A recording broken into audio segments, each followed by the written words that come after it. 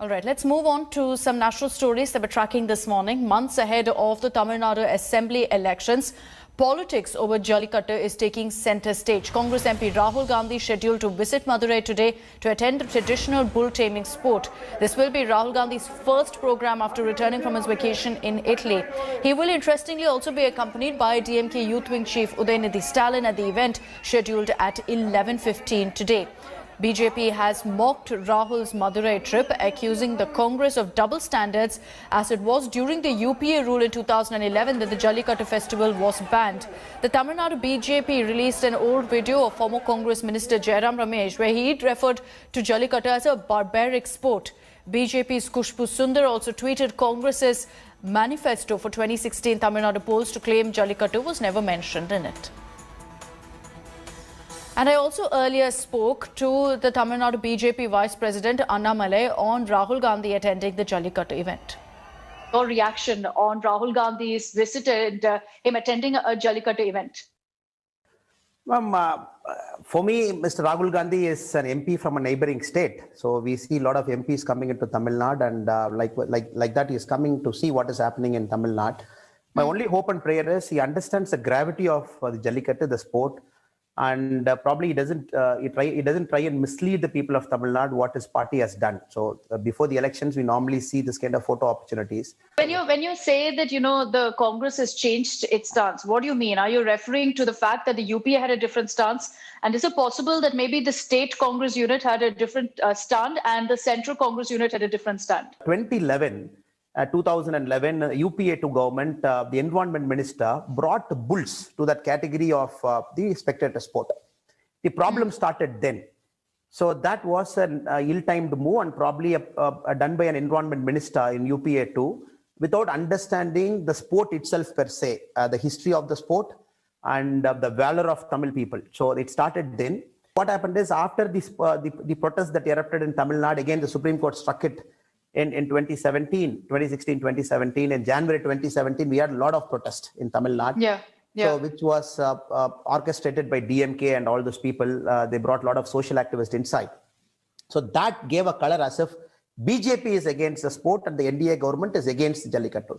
I'm glad, Annamalai, you brought up the protests that happened in 2017, because I remember I was there. I remember the kind of anger, the outrage against the Modi government and against the government in the state. And essentially the contention of the locals then who were protesting for Jallikattu, saying that it's our tradition, it's our culture that's being trampled here, is that the administration wasn't listening to them and was doing very little. So what's your response to that? Because largely, if you look at how the narrative has been around Jallikattu, it's always been that the BJP has tried to stop the sport from happening. But clearly we know in 2016, January, immediately after NDA 1 came to power, the Modi government brought a notification bringing back Jallikattu. So right now, Rahul Gandhi ji coming to Tamil Nadu and witnessing the sport purely for political reasons has to understand the whole problem started when UPA 2 was power in 2011. Congress MP Rahul Gandhi's decision to attend the Jallikattu event today has also sparked a massive political war of words. Here's more. Rahul Gandhi's first program after returning home from abroad has triggered a political war of words. On Thursday, Rahul heads to pole-bound Tamil Nadu to attend the highly debated Jallikattu sport in the temple town of Madurai. The BJP says Rahul's presence at the Jallikattu event on Pongal has exposed the party's double standards. The Tamil Nadu BJP released a 2016 video of former Congress Minister Jairam Ramesh, where he had called Jallikattu a barbaric sport. The elections are coming in Tamil Nadu to please a few political leaders from southern part of the state. The Modi government has gone against the advice of its own Attorney General and has decided to allow this practice. It's a barbaric practice. Ironically, it was during the UPA rule in 2011 that Jallikattu was banned. 3 years later, Supreme Court also ruled that bulls could not be used as performing animals for sports like Jallikattu. The Supreme Court ruling was backed by the Congress at that time. 2 years later, the Narendra Modi government issued a notification to allow the conduct of Jallikattu. Former Congress leader Kushbu Sundar, now in the BJP, tweeted Congress Party's 2016 manifesto to claim that the party had never backed traditional bull taming event. It was Congress which is responsible for banning Jallikattu during their rule. The Congress and the DMK, the two parties are anti-Tamils, anti-Tamil traditions, anti-Tamil culture. With assembly elections just months away, Pongal celebrations have become the stage for politics. BJP chief JP Nadda will also be in Tamil Nadu on Thursday to take part in a Pongal function. Mr. Rahul Gandhi certainly believes the Tamil culture is very unique in many respects, and he has always proclaimed that Tamil culture is very close to his heart. So in that respect, coming to Jallikattu and being part of the Pongal celebrations, I think is a very natural thing for him. Congress leader Rahul Gandhi is all set to make his first appearance in Jallikattu at the Avaniyapuram event on Thursday. His visit to Tamil Nadu at a time when the farmers are protesting in the national capital and with the state going for polls in 4 months is certainly expected to galvanize the cadres ahead of the state assembly elections. With camera person Shiv Murthy, Gopikrishnan, Madurai for India Today. And politics is playing out over the festival of Pongal in Tamil Nadu. You've got BJP President JP Nadda landing in the state at around 4 p.m. He's going to be attending Pongal celebrations. Nadda will also inaugurate BJP's Namma Ooru Pongal program. This will be in Tiruvallur district. RSS chief Mohan Bhagwat also arrived in the state, took part in Pongal celebrations in North Chennai. Meanwhile, you have ruling AIADMK distributing a lot of doles to people, 2,500 rupees, sugarcane, a shirt and sari along with other essentials that's used in making Pongal during the festivities. And they've been distributing this through state-run ration shops. Senior AIADMK ministers, including Chief Minister Edappadi Palaniswamy, have been involved in personally handing over Pongal gifts to people. Over to news from Karnataka, where it looks like yet another rebellion is brewing following the much-awaited and much-delayed cabinet expansion. Chief Minister B.S. Yediyurappa's personal secretary will be flying to Delhi to complain regarding the cabinet expansion. Multiple BJP MLAs have expressed unhappiness and voiced their concern over MLAs who were inducted. They've questioned the criteria for selecting these legislators and also criticized the selection of MLAs having criminal background. The discontent MLAs are hoping to meet with Home Minister Amit Shah and raise these concerns when he visits the state in 2 days from now on January 16th. BJP leaders like Satish Reddy, the Chief Minister's political secretary Renuka Acharya, MLC Vishwanath and others have openly accused the Chief Minister of ignoring party loyalists while handpicking ministers. The cabinet expansion this round has happened after 17 months where Chief Minister Yediyurappa had last inducted 7 ministers. ಸಾಮಾಜಿಕವಾಗಿ ಎಲ್ಲವೂ ಯೋಚನೆ ಮಾಡಬೇಕು. ಆದರೆ ಕೇವಲ ಕೆಲವು ಜಿಲ್ಲೆಗಳಿಗೆ ಸೀಮಿತ ಆದರೆ ಅದು ಎಲ್ಲ ಒಂದು ಕಡೆ ನಮಗೆ ನೋವಾಗುತ್ತೆ. ದಾವಣಗೆರೆ ಜಿಲ್ಲೆನ ಅನ್ಯಾಯ ಮಾಡಿಲ್ಲ, 6 ಜನ ಶಾಸಕರು ಕೊಟ್ಟಿಲ್ಲ, ದಾವಣಗೆರೆ ಕಡೆಗಣಿಸಿದರೆ ನಾನು ಸೂಕ್ತ ಕಾಲ ಸೂಕ್ತ ಸಂದರ್ಭದಲ್ಲಿ ತೀರ್ಮಾನ ತಗೊಂತೀನಿ. So the Chief Minister has expanded his cabinet and again has been hit by rebellion. At least 8 MLAs have now spoken out against BSY for being ignored for ministerial berths. It's clear that the Nataka seems to have returned to Karnataka. After months of hanging fire, the BJP High Command finally allowed Karnataka Chief Minister B.S. Yediyurappa to expand his cabinet. However, the cabinet reshuffle has exposed the already existing fault lines within the Karnataka BJP state unit, triggering open resentment. Several BJP leaders have now sparked rebellion against the incumbent CM.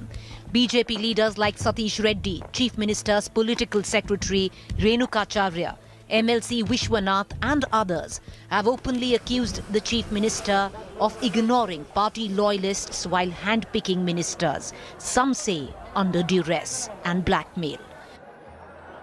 They should recognize some youth, young leaders of BJP in all over Karnataka, not only me. Okay. So many young leaders are there. Yes, sir. 3 times, 4 times MLAs have been win. Yes, sir. But if you not recognize the youth leaders, yes, whoever been passed in 2008 already has been ministers. Yes. And now again they want to be a minister.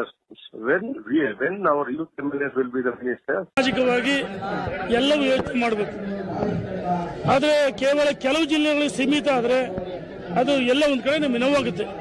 Davanagere ಜಿಲ್ಲೆನ ಅನ್ಯಾಯ ಮಾಡಿಲ್ಲ, 6 ಜನ ಶಾಸಕರು ಕೊಟ್ಟಿಲ್ಲ, ದಾವಣಗೆರೆ ಕಡೆಗಣಿಸಿದರೆ ನಾನು ಸೂಕ್ತ ಕಾಲ ಸೂಕ್ತ ಸಂದರ್ಭ ತೀರ್ಮಾನ ತಗೊಂತೀನಿ. BJP MLA Basanagowda Yatnal even suggested that Yediyurappa retire from politics if he wanted to save his Lingayat community's prestige. ಯಡಿಯೂರಪ್ಪನವರು ನಿಜವಾಗಿಯೂ ನಮ್ಮ ಸಮುದಾಯದ ಮರ್ಯಾದೆ ಉಳಿಸಬೇಕಾಗಿದ್ರೆ ಅವರು ರಾಜಕೀಯ ನಿವೃತ್ತಿ ಆಗಬೇಕು. ಸರ್, ಈಗ ಬಾಗಲಕೋಟೆಗೆ 2 ಸ್ಥಾನ ಕೊಟ್ಟಿದ್ದಾರೆ, ಬಿಜಾಪುರ ಕೊಡ್ತಾರೆ. ಯಾರು ಬ್ಲಾಕ್ ಮೇಲ್ ಮಾಡ್ತಾರೆ, ಯಾರು ರೊಕ್ಕ ಕೊಡ್ತಾರೆ, ಮಂತ್ರಿ ಸ್ಥಾನ ಒಂದು ಕೋಟಾ ಇದೆ. ಮೊದಲೇನಿತ್ತು, ಪಕ್ಷಕ್ಕೆ ದುಡಿದವ್ರದ್ದು ಒಂದು Kota. 7 ministers were sworn in BS Yediyurappa's cabinet rejig. The Karnataka chief minister was in Delhi to discuss the cabinet expansion.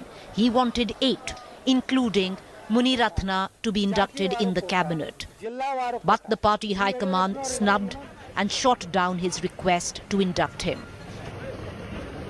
However, back in Karnataka, the expansion has led to political turmoil. How deep? Time will only tell. Bureau Report, India Today. Over to news from poll-bound Bengal now, where BJP leader Shubhendu Adhikari filed a petition before the Calcutta High Court seeking foolproof security at his events and the security to be provided from the state police. The protection is in view of alleged attacks on him and his supporters by the Trinamool Congress. Taking a jibe at the TMC, Shubhendu alleged that his convoy and rallies are continuously being targeted. He further added that his supporters are also attacked by miscreants of Trinamool Congress. This comes after clashes had broken out between supporters of the ruling TMC and the BJP during Shubhendu Adhikari's roadshow in Purulia district. This was back on January 10th. A car with a TMC flag entered Shubhendu's rally and was geared out by BJP workers. এরা আমার যাতায়াতের পথগুলোকে obstruction করছে এবং আমার গাড়িটা বেরিয়ে যাওয়ার পরে আমার পিছনে যে গাড়ি সমর্থকদের গাড়ি থাকছে অনেক জায়গায় গাড়ি ভাঙছে। সেই জাস্টিসের একটা অর্ডার ছিল, সেটাকে আমি ইমপ্লিমেন্টেশনের জন্য করেছি। একাধিক সভাতে, ধরুন পুরুলিয়াতে আমার সবার মধ্যে গাড়ি রোকা আপনাদের চোখের সামনে। As India preps up for the vaccination drive, which is kicking off in 2 days from now, January 16th, the 2 vaccines have now reached different Indian cities. Prime Minister Narendra Modi will virtually launch the vaccination drive on Saturday. Here are all the details.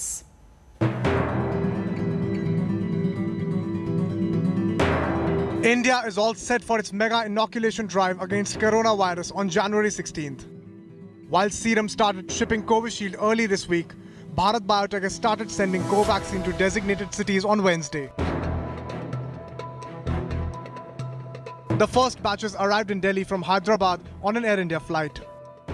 इस वक्त हम लोग airport पे मौजूद हैं और आप देख सकते हैं यहाँ पर जा रही है जो कोवैक्सीन यहाँ पर पहुंची है, वो यहाँ पर अभी निकली और आप देखिए इसे पूरी पुलिस सुरक्षा में लेकर के जाया जा रहा है। इसे सबसे पहले जो स्टोरेज बनाए गए हैं केंद्र सरकार के, वहां पहुंचाया जाएगा। Bharat Biotech's Covaxin is being shipped to 11 cities: Kurukshetra, Delhi, Lucknow, Guwahati, Patna, Bhubaneswar, Bengaluru, Chennai, Gannavaram, Pune and Jaipur. Meanwhile, the first consignment of Covishield vaccine reached Mumbai from Pune. Maharashtra will be vaccinating 8 lakh health workers in the first phase.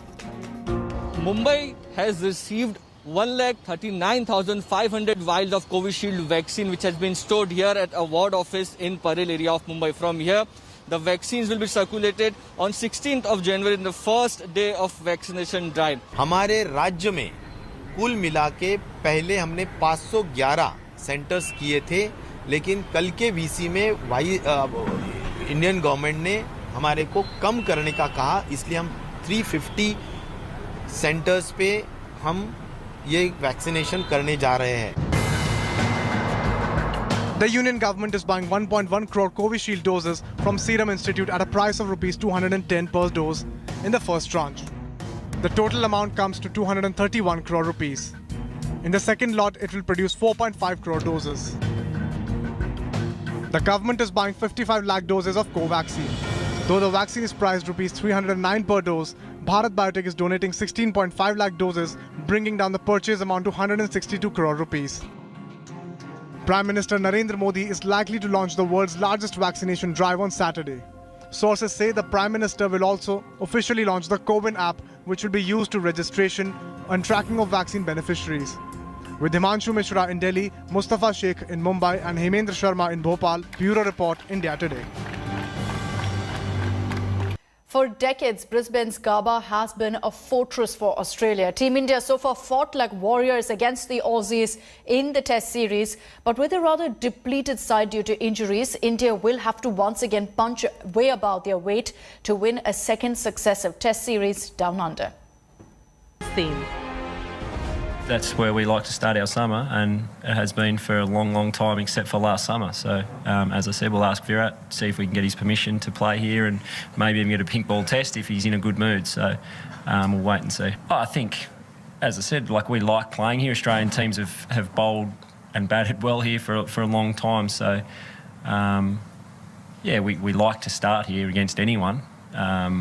Having said that, it doesn't win us games of cricket. The reason we win games of cricket at the Gabba is because we outplay our opposition. So that doesn't change.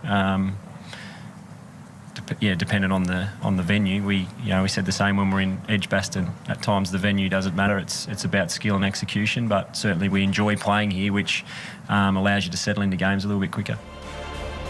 Australia have dictated terms at the Gabba for the last 3 decades. And if there is one team which can breach their fortress, it is this Indian team. Battered and bruised, but up for the fight. Bring it on. Sports Bureau, India Today. Hello everyone, this is Rahul Kamal here. Hope you enjoyed this video. For the latest news and analysis, like and subscribe the India Today YouTube channel and don't forget to press the bell icon to stay updated.